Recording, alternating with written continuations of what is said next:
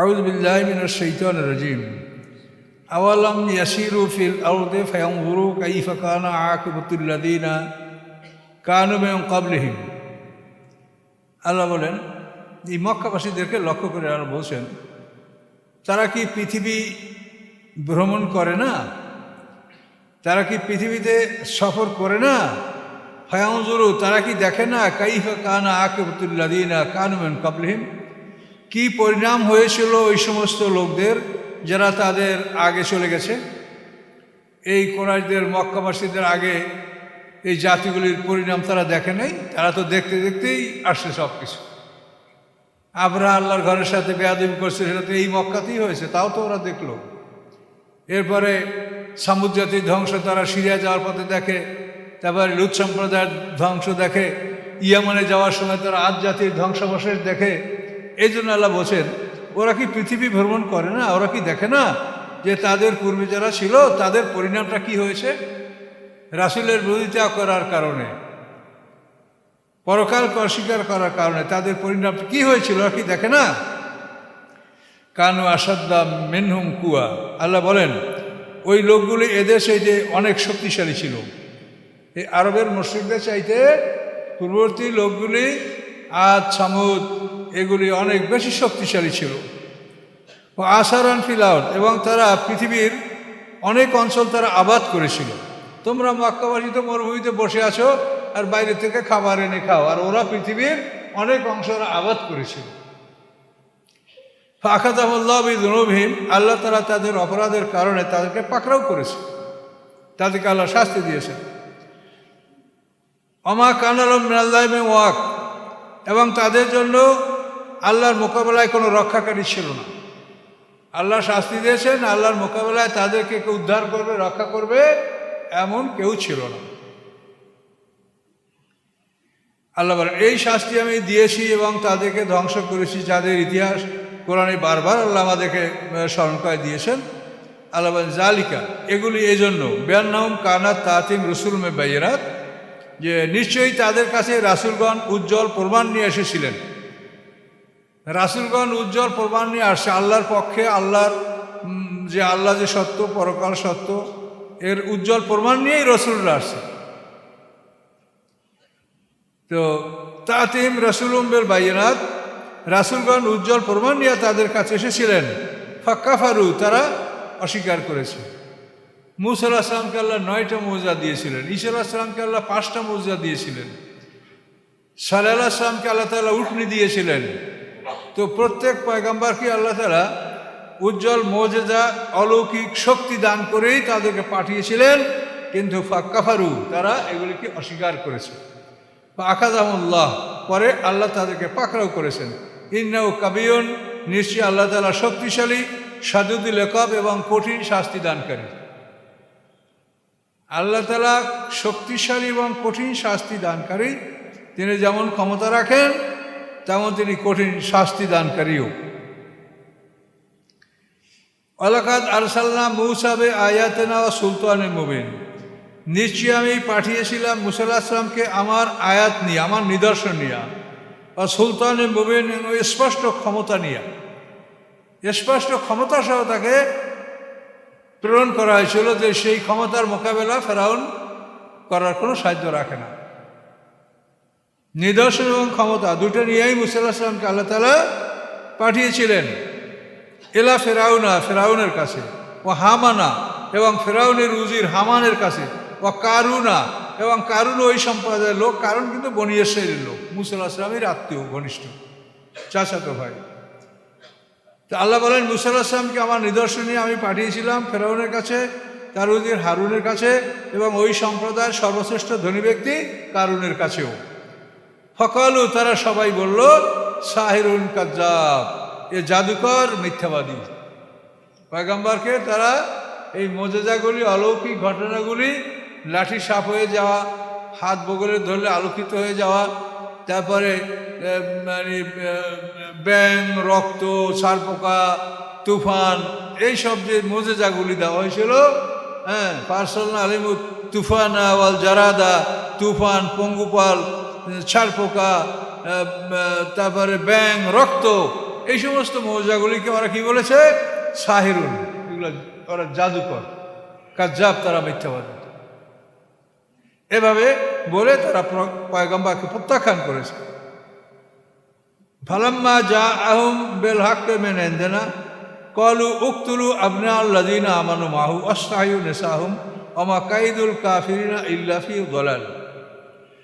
অতএব যখন মূসা আলাইহিস সালাম তাদের কাছে আসলেন সত্য নিয়ে, আমার পক্ষ থেকে, আল্লাহ বলছেন আমার পক্ষ থেকে মূসা আলাইহিস সালাম সত্য নিয়ে যখন তার জাতির কাছে আসলেন, ক্বালু, তখন এই ফিরআউন, হামান, কারুন এরা বলল, উকতুলু আবনাআল্লাযীনা আমানু, তোমরা হত্যা করো ঈমানদারদের পুত্র সন্তানদেরকে, অর্থাৎ বনী ইসরাঈলদের পুত্র সন্তানদেরকে তোমরা হত্যা করো।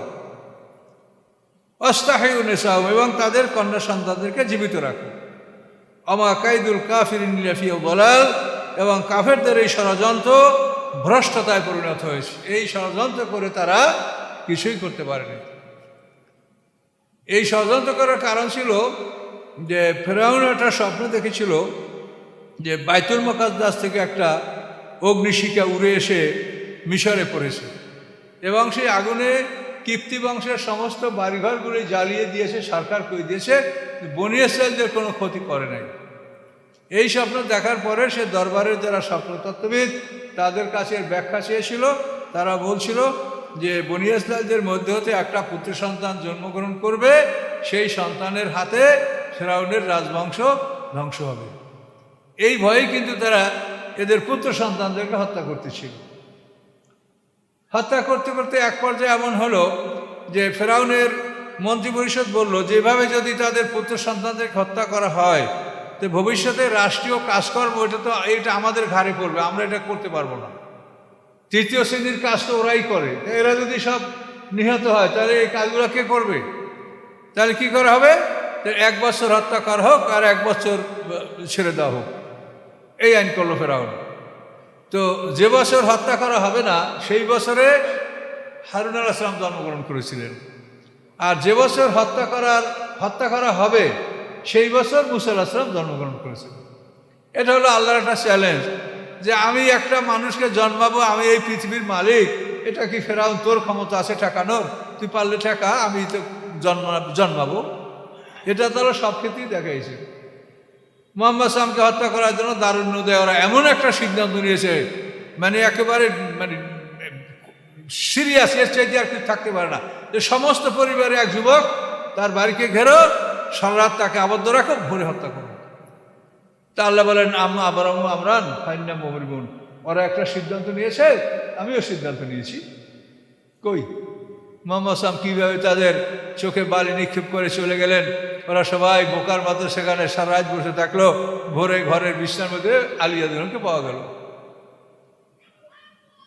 এবং আবু বকর সিদ্দিকের কন্যা আসমানতে আবু বকরকে ওরা চড়থাপ্পড় মেরেছিল, হযরত আলিয়াকে অপমান করেছিল। কই তোমাদের নেতা কই? তোমাদের নেতার পাহারার জন্য কি আমি ছিলাম? নেতা কই? তোমরা পাহারা দিছো, তোমরা বলো। তো এই জন্য আল্লাহ বলেন যে আমি আলা কুল্লি শাইইন কাদির, সমস্ত সৃষ্টির মস্তিষ্ক আমার মুঠের মধ্যে। কাজে তোমরা আমার সাথে চ্যালেঞ্জ, আমি একটা মানুষকে জন্মাবো আর তুমি এটা ঠেকাবে, তো ঠেকাও।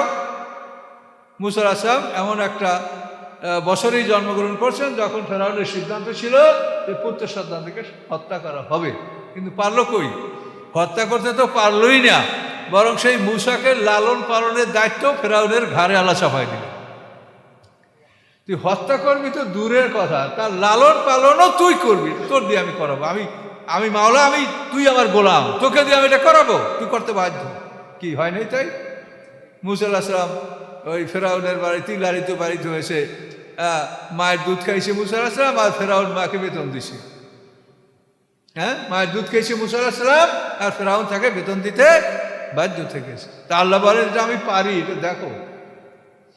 এই জন্য এই মূসা আলাইহিস সালামের ব্যাপারে আল্লাহ বলছেন যে ওয়াসতানাতুকা লিনাফসি, হে মূসা, আমার পরিচয়ের জন্য আমি তোমাকে মনোনীত করেছি, যে তোমার বিষয়টা যদি একটা মানুষ স্টাডি করে, আমি যে আল্লাহ আছি এটা তার বিশ্বাস হবে। এই জন্য আল্লাহ বলেন ওয়াসতানাতুকা লিনাফসি, আমি আমার জন্য, আল্লাহ নিজে বলেন আমার অস্তিত্বের জন্য, আমার অস্তিত্বের প্রমাণের জন্য আমি তোমাকে মনোনীত করেছি। তোমাকে স্টাডি করলে আমার সম্পর্কে জানতে হবে যে আল্লাহ না থাকলে এটা কখনোই হতে পারে না। আল্লাহ আছে, আল্লাহ সত্য বলেন, আল্লাহ সব কথা সত্য। পয়গম্বরদের আনুগত্য করলে আমাদের জন্য সুসংবাদ, আমরা জান্নাত লাভ করব, আর নাফরমানি করলে আমাদের জন্য জাহান্নামের শাস্তি। আল্লাহ আছেন, আল্লাহ সত্য বলেন, আল্লাহ সব কথা সত্য, আল্লাহর প্রতিশ্রুতি সত্য। আল্লাহ মুমিনদের সাথে ওয়াদা করেছেন যে তোমরা আমার গোলামি করলে বেহেশত দিব, এই প্রতিশ্রুতি সত্য। আর আল্লাহর গোলামি ত্যাগ করে নিজে মালিকানা করতে চাইলেই জাহান্নামেতে কোনো সন্দেহ নাই। খবরদার, মালিকানা করতে যাবেন না কেউ, গোলাম থাকেন। মালিকানা করতে গেলেই বিপদ। কখনো নিজে মালিকানা করবেন না, নিজেকে মালিক মনে করবেন না। সব সময় নিজেকে অত্যন্ত তুচ্ছ, যে আমার চাইতে কেউ ছোট নাই, আমি সবচেয়ে ছোট। অহংকার বর্জন করেন, মালিকানা বর্জন করেন, গোলাম হন। তাহলে আল্লাহ কি বলছেন? ফাদখুলি ফি ইবাদি ওয়াদখুলি জান্নাত। আমার গোলাম হও, ভেসতে যাও।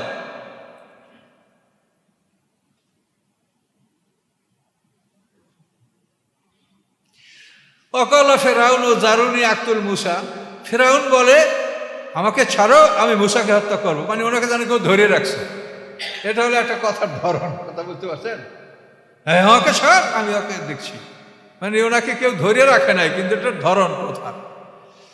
তো ফেরাউন বলে আমাকে ছাড়ো, আমি মুসাকে হত্যা করবো।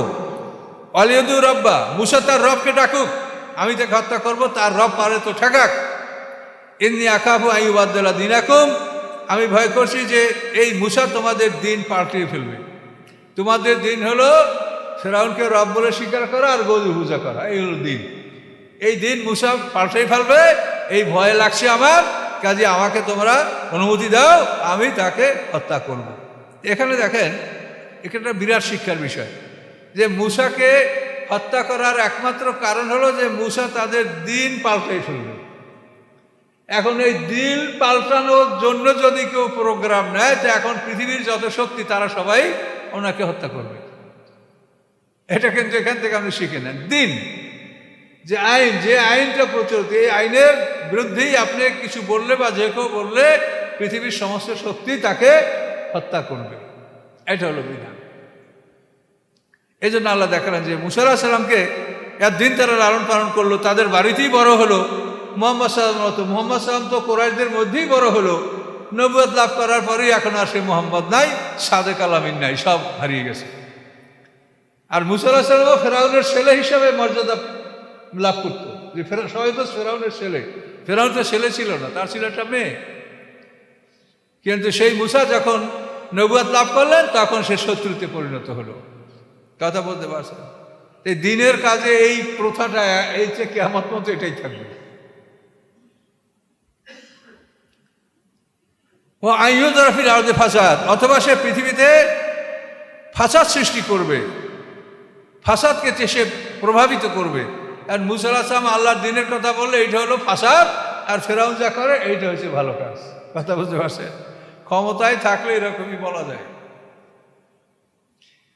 তো এখান থেকে আমাদের শিক্ষণীয় বিষয় আছে, যেটা আপনারা শেখেন যে আসলে তাবদিলি দিন আর একামতি দিন, এইটা হলো সবচাইতে আল্লাহর দিনের মধ্যে সবচাইতে কঠিন কাজ।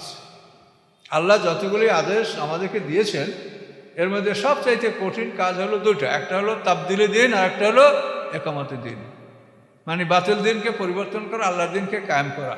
কিন্তু এইটা করার এখন কোনো সুযোগ মুসলমানদের নাই। মুসলমানরা এই ব্যাপারে হাই করতে পারছে না। তারপরও আমরা নিরাশ নই, যেহেতু আমরা জানি যে আল্লাহর দিন কায়েম হবেই হবে, না হয়ে কিয়ামত হবে না। সমস্ত দলের উপরে ইসলাম জয়যুক্ত না হওয়া পর্যন্ত কিয়ামত হবে না। এইটা হবে ঈসা আলাইহিস সালাম আসার পরে। ঈসা আলাইহিস সালাম আগে ইমাম মাহদী আসার কথা আমরা হাদিসে পাই, এটা কোরআনে নাই। এই জন্য তারপর এটাকে আমরা অস্বীকার করছি না, যেহেতু এটা হতে পারে। হেদায়েতের জন্য আল্লাহর পক্ষ থেকে মনোনীত বান্দা আসতে পারে। আল্লাহ রসুল বলেছেন যে এমন একটা লোক আসবে যে কোরাইশ বংশে তার জন্ম হবে, আমার নামে তার নাম হবে, আমার পিতার নামের সাথে তার নামের মিল থাকবে। এই লোক আসবে, পৃথিবীতে 40 বছর সে পৃথিবী শাসন করবে, অন্যায়ের মধ্যে যুদ্ধ করবে, এবং এর শেষামূলেই ঈসা আলাইহিস সালাম আকাশ থেকে নামবেন। এবং ঈসা আলাইহিস সালাম বাইতুল মাকদাস যখন নামবেন, তখন নামাজের ইকামত হবে, এবং ইমাম মাহদী ইমামতির জন্য জায়নামাজে দাঁড়ানো থাকবেন। তো ঈসা আলাইহিস সালাম নামার পরে উনি জায়নামাজ ছেড়ে দিবেন ঈসা আলাইহিস সালামকে। ঈসা আলাইহিস সালাম বলবে যে না, এই নামাজ আপনি পড়ান, আপনার পিছে আমি নামাজ পড়বো, যাতে লোকে বুঝতে পারে যে আমি নূতন কোনো দিন, আমি একজন রাসূল, আমার দিন প্রচার করার জন্য আমি আসিনি। এখন যেহেতু আমার দিনের ওটা টার্ম শেষ হয়ে গেছে, এখন কোরআনের সময় চলছে, কাজে এখন পৃথিবীতে যে আসবে তার কাজ হবে কোরআন প্রচার করা। এটা কোরআন ছাড়া অন্য কিছু প্রচার করা যাবে না। কাজে এটা প্রমাণের জন্য আমি যে রাসূল, আমি যে আমার দিন প্রচার করতে এখন পারবো না, আমার প্রচার করতে হবে মুহাম্মদ সাল্লাল্লাহু আলাইহি ওয়াসাল্লামের এই দিন। এই জন্য তিনি ওই ইমাম মাহাদির পিছনে এক ওয়াক্ত নামাজ পড়ে তারপর তিনি ইমামতির দায়িত্ব এবং সেনাপতির দায়িত্ব নিয়ে ঈসা আলাইহিস সালাম এই সংগ্রাম পরিচালনা করবেন।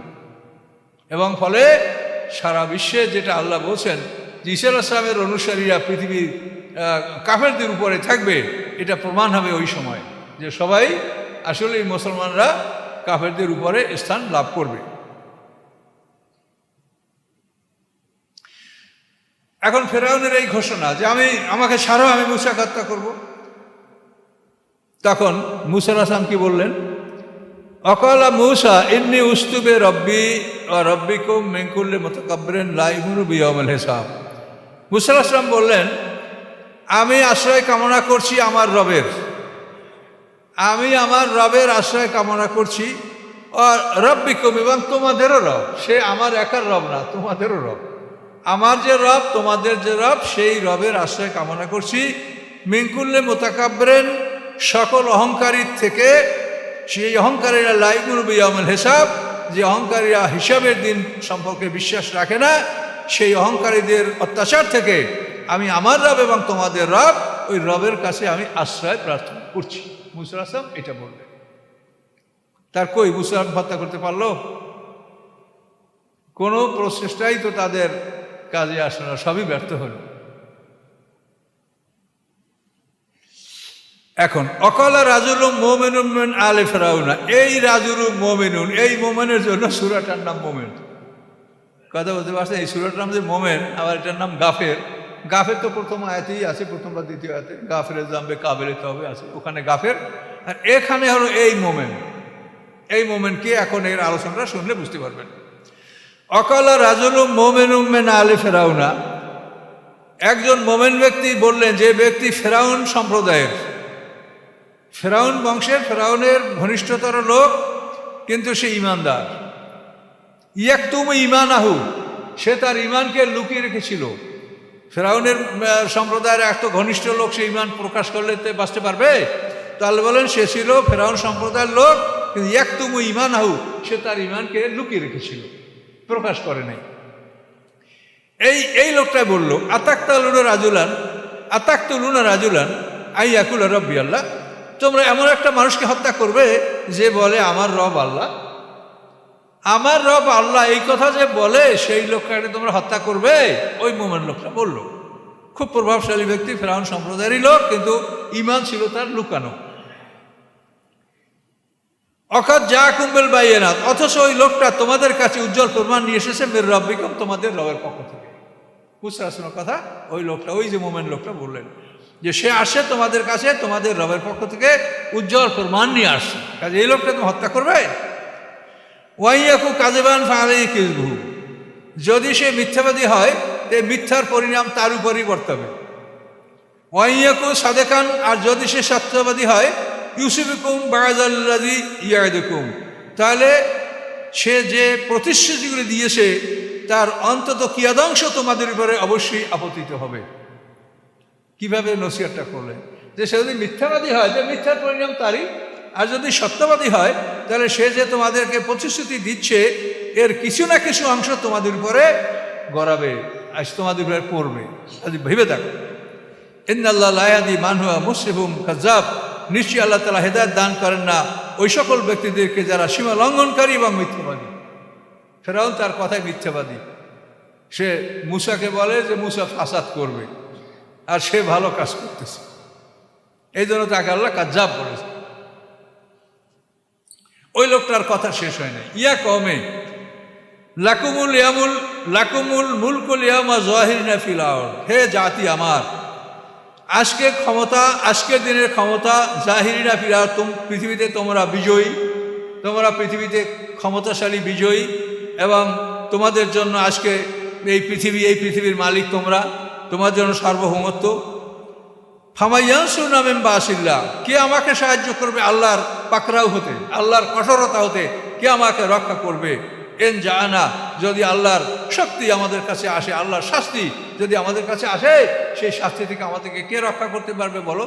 তোমরা আজকে ক্ষমতার মালিক, পৃথিবীতে তোমরা জয়যুক্ত, তোমরা ক্ষমতা দখল করে আছো আর নানা কথা বলছো, বলো আল্লাহর শাস্তি আমাদেরকে আসলে কে রক্ষা করবে? এভাবে লোকটা যখন নসিহতগুলি করলো, এই লোকটার নাম মোমেন, আর এই লোকটার নামে সূরাটার নাম হলো মোমেন। কালা ফেরাউন, এই লোকটার নসিহত শুনে ফেরাউন বলল, মা উরিকুম ইল্লা মা আরা, যে আমি তোমাদেরকে ওটাই বলছি যা আমি বুঝি। মানে এ কথা ফেরাউন বোঝে না। ফেরাউন কি বলল? মা উরিকুম ইল্লা মা আরা, আমি তোমাদেরকে দেখাই যা আমি দেখি, অর্থাৎ আমি যা বুঝি আমি তাই তোমাদেরকে বলেছি। অমা হাদিকুম ইল্লা সাবিলার রাশাদ, আর তোমাদেরকে আমি সরল পথই দেখাচ্ছি। আমার এই যেটা তোমাদেরকে বলছি এটাই সরল পথ। আদিকুম ইলা সাবিলের রাশাদ, হেদায়েতের রাস্তা তোমাদেরকে আমি দেখাচ্ছি। এটা হলো ফেরাউনের দাবি। উনি যা করে, গরু পূজা করে, নিজেও গরু পূজা করে, তোমরা গরু পূজা করো, ফেরাউনকে রব বলে মানো, এইটা হলো সাবিলের রাশাদ, হেদায়েতের পথ।